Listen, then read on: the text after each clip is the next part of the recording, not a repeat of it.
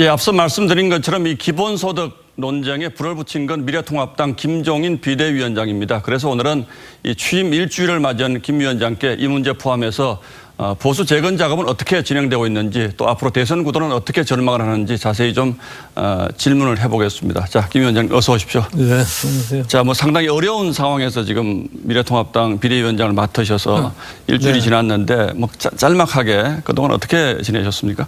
뭐 지금 막 시작을 했기 때문에 예. 뭐 현재 상태에서 뭐 다소 잡음도 있고 그렇습니다만은 제가 보기에 원만하게 추진이 될 거라고 생각을 하고 있습니다.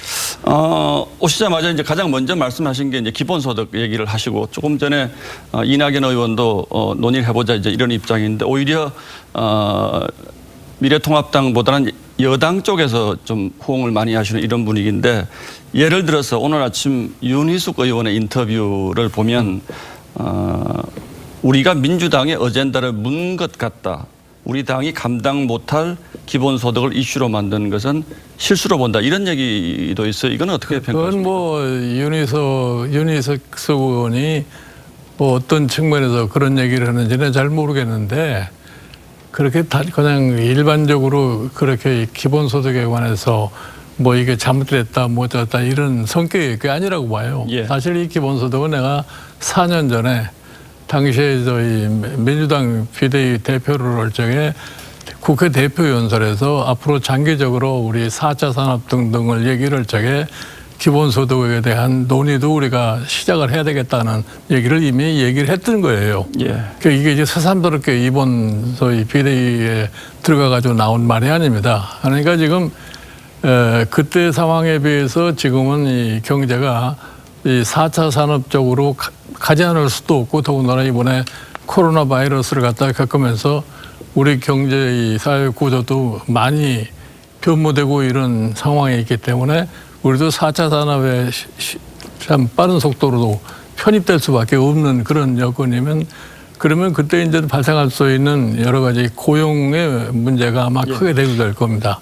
그런 등등을 해서 정당이 중장기적으로 이런 문제를 이슈화해 가지고서 이 가능성을 검토하는 것은 당연한 일이라고 저는 생각을 해요. 그러니까 막연히 돈풀기 경쟁을 하는 것이 아니고 산업 구조가 변하고 있기 때문에 예. 그 와중에서 일자리 잃는 분들도 많고 하니까 이런 기본소득 문제는 이제 좀 논의할 때가 됐다. 이게 지금 위원장님의 정확한 생각이신 겁니까? 네. 지난주에 약간 좀 말을 조금 뭐 바꿨다 이런 얘기들도 합니다. 말을 갖다 바꿨다고 하는 저는 말을 바꿔본 적이 없어요. 예. 예를 들어서 지금 당장 기본소득을 갖다가 실시할 것이냐 이렇게는 할 수가 없다 이런 얘기를 한 거죠. 예. 그러나 지금 처음에 얘기한 대로 기본소득의 가능성에 대한 연구 검토를 계속하는 거는 난 당으로서 당연한 책무라고 생각하고 있는 겁니다. 예. 관련해서 지금 현 정부가 이제 3차 추경, 뭐 대규모 3차 추경도 지금 예상을 하고 있지 않습니까? 예, 예. 그러면 이게 이 코로나 사태를 겪으면서 이제는 뭐 건전 재정의 두 건 완전히 무너졌다 이런 평가를 하시는 분들도 있고 또 이제 대선이 다가오면 소위 돈풀기 경쟁이 굉장히 더 치열해질 것이다. 이런 맥락에서 기본소득 논의를 평가하시는 분들도 있는데 이 재정의 부담 이건 어떻게? 뭐 당연히 기본소득을 하려면 재정이 이걸 뒷받침을 하지 않으면 기본소득이라는 걸 할 수가 없어요. 그러니까 지금 이 코로나 바이러스 사태를 맞이해서 뭐 전 세계적으로다가 재정이 큰 역할을 할 수밖에 없는 그런 경제 환경에 처했기 때문에 예. 뭐 우리도 어쩔 수 없이 이런 재정이 부채 비율이 증가하고 재정이 팽창할 수밖에 없는 그런 상황입니다. 그런데 이제 재정의 팽창이 앞으로 더 심하게 이루어졌을 경우에 이게 앞으로 국가 재정 운영에도 문제가 될 뿐 아니라 경제에 미치는 효과도 적지 않기 때문에 이 추경에 관련해서도 이게 실질적으로 경제적인 효과가 있는 항목이 있고 그렇지 않은 항목도 있고 그러니까 이걸 갖다 분배를 해가지고서 정확하게 짚어나가야 될 거라고 저는 생각을 해요. 예, 상당히 예민한 얘기긴 합니다만 이 기본소득 논의를 계기로 해서 여권에서는 또 이제 정세 얘기가 동시에 나오거든요. 이 정세 부분에 대해서는 어떻게 그러니까 생각하십니까? 이제 정세라고 하는 거는 뭐 기본소득을 본질적으로 한다고 생각할 것 같으면 어느 정도의 증세라고 보는 것은 불가피할 수도 있어요. 흔히 얘기해서 뭐 복지 확대를 하는데 뭐 증세 없이 복지 확대 할 수 없던 것과 마찬가지로. 예. 그러니까 지금 우리나라 소위 증세를 하려면은 세금 중에 어떤 거를 갖다가 다뤄야 할 건가 또 생각을 해야 되는 거거든요. 그렇죠. 예. 그러니까 이 세제 전반에 대한 검토도 점차적으로 면밀하게 할 수밖에 없다고 저는 생각을 합니다. 예. 자, 알겠습니다. 이제 정치 현안으로 좀 질문을 좀 예. 넘어가 보도록 하겠습니다. 지금 여당 단독으로 임시국회 개원을 했죠. 그리고 원 구성이 안 되고 있는데 일단은 법사위원장 자리를 가지고 양쪽에서 굉장히 팽팽하게 지금 의견이 맞서고 있는 것 같아요. 법사위원장 자리는 꼭 가져와야 되겠다는 게 위원장님 생각이신가요? 지금 사실은 그런 법사위원장이 왜 과거에 야당 몫으로 되어 있느냐 이걸 한번 생각해 볼 필요가 있다고 봅니다. 예. 그래서 일단 법사위원장이 야당 몫으로 되어 가지고서 지금까지 관행처럼 되어 온 게 또 사실이라고요. 예. 그러니까 지금 뭐 여당이 거대 여당이 되어 가지고서 법사위를 못 주겠다 하는 건 전 납득이 잘 되질 않아요. 제 의회라는 데가 야당이 같이 존재함으로써 의회의 기능을 할 수 있는 건데 예.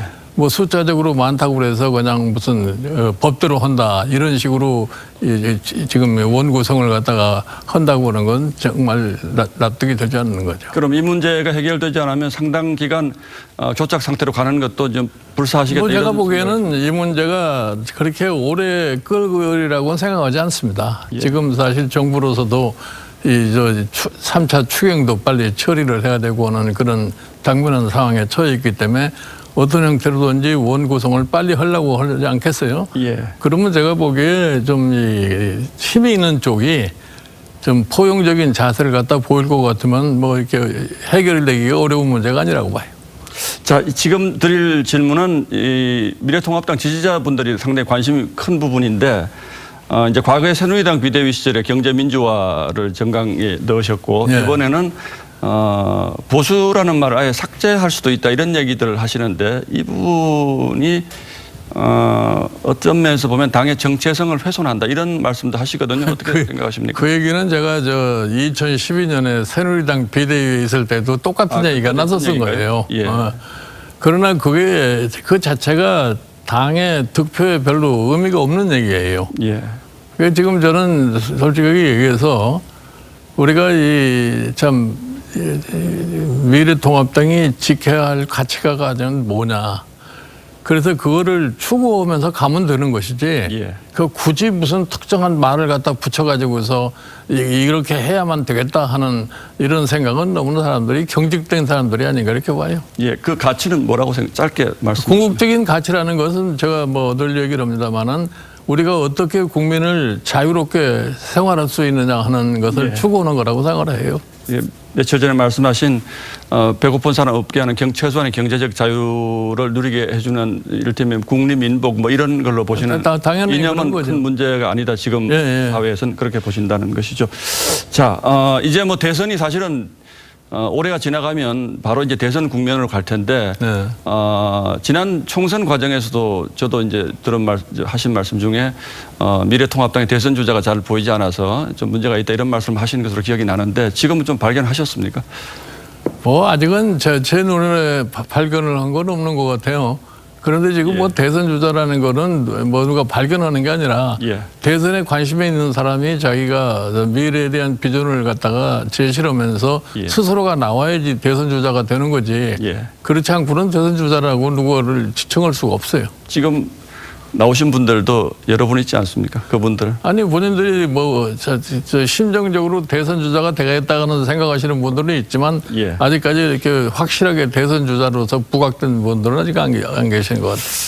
이 말씀은 어떻게 보면 좀 적절치 않은 질문일 수도 있습니다만 저희가 언론이기 때문에 한번 여쭤보면 윤석열 검찰총장 얘기를 많이 하시거든요. 네. 이분이 뭐 현재 공직에 계시는 분이기 때문에 본인이 원치 않는 질문일 수도 있겠습니다만 윤석열 검찰총장에 대해서 생각을 해보신 적이 있으신지요?